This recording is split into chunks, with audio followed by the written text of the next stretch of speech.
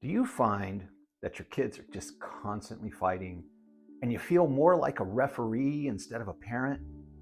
Whether they're toddlers or teens, sibling conflicts are just incredibly common. But constant sibling conflict can be really stressful for the entire family.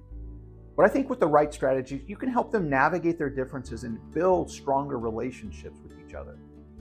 In today's video, I'm going to share what I think are some effective tips to reduce sibling rivalry, manage conflicts, and, importantly, create a more peaceful household. Hello everyone, I'm Dr. Lance Garrison. Welcome back to the Daily Dose. I'm a licensed psychologist with more than 20 years of experience, and I'm Dean of the College of Professional Psychology at the Chicago School. If you've been dealing with constant sibling fights, you're not alone. Sibling rivalry is just a normal part of growing up. I had some epic battles with my brothers and sisters growing up, but when it becomes chronic and it feels constant, it can be super tough on both parents and kids. In this video, I'm going to share 5 practical strategies that I think can help you manage sibling conflicts, improve their relationships, and reduce the tension at home. These tips are based on my experience having worked with many parents and children over the years, and I think they can make a real difference in how your children get along. So let's dive right in. Strategy number 1 is modeling healthy conflict resolution. Children learn a lot by watching their parents. And one of the best ways to teach them how to manage conflict is to model healthy conflict resolution in your own life. For example, if you and your partner disagree, demonstrate how to calmly talk through the problem. You can show your kids that disagreements don't have to lead to yelling, they don't have to lead to hurt feelings. Instead, they can lead to solutions that everyone is okay with. So you might say something like, I wish I would have expressed that differently. I'm working on it. I love you, and I want us to figure this out together. By modeling these behaviors, you give your children a blueprint for handling their own disagreements in a more constructive way. As parents, we have to be the model. And if we're blowing up at each other or at our kids, guess what? That's what our kids are going to learn when it comes to handling conflict. Strategy number 2 is praise positive behavior. As parents, we often end up focusing on correcting bad behavior, but it's just as important, if not more important, to recognize and reward positive interactions. When your kids play nicely together or resolve a conflict without fighting, praise them for it. Call it out. For example, you might say, I love how you two worked to figure that out together. This positive reinforcement encourages them to continue to try to work through problems peacefully. You could even set up a reward system where they earn points for positive interactions, which they can then trade in for a special treat or some privilege later.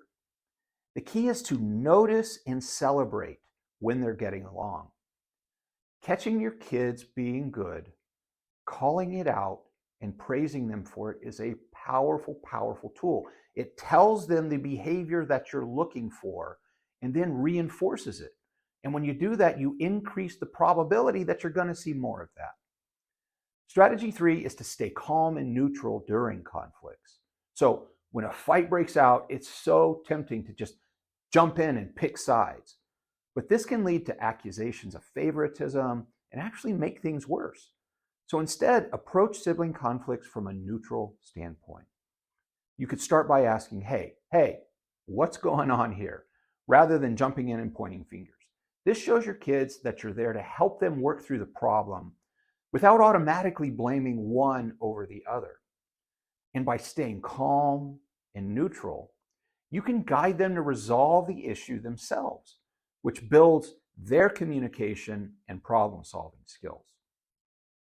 The 4th strategy I want to talk about is to avoid obsessing over fairness. It's natural to want things to be fair between siblings. But fairness doesn't always mean equality, and we get those mixed up sometimes. Different children have different needs based on their age, their personality, and their stage of development.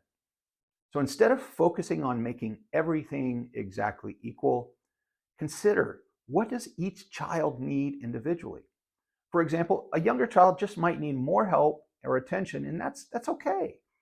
Explain to your children that everyone gets what they need, and fairness doesn't mean treating everyone the exact same way. And what this does is that it helps prevent jealousy and resentment from building up between siblings. The fifth strategy that I want to talk about is to let them solve their own problems whenever you can. As tempting as it is to step in and solve every conflict, it's really important to let your kids work through problems on their own. Instead of being the referee, be the mediator. Ask each child to explain how they're feeling, what went wrong, and then importantly, how they think the situation can be fixed. Guide them through the conversation, but resist the urge to take control. This teaches incredibly valuable life skills like listening, compromise, empathy, and they'll carry those with them as they grow up. Sibling fights are just a normal part of growing up.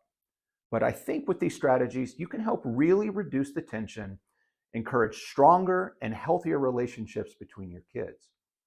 Remember, good conflict resolution, rewarding positive behavior, staying neutral, avoiding obsessing over fairness, and then letting them solve their own problems whenever they can. Thanks so much for watching. If you found this video helpful, please take a second, reach out, hit that like button, and subscribe for more tips on parenting, family life, and mental health. And let me know in the comments, what are some strategies that you use to help your kids get along? Take care, and I'll see you in the next video.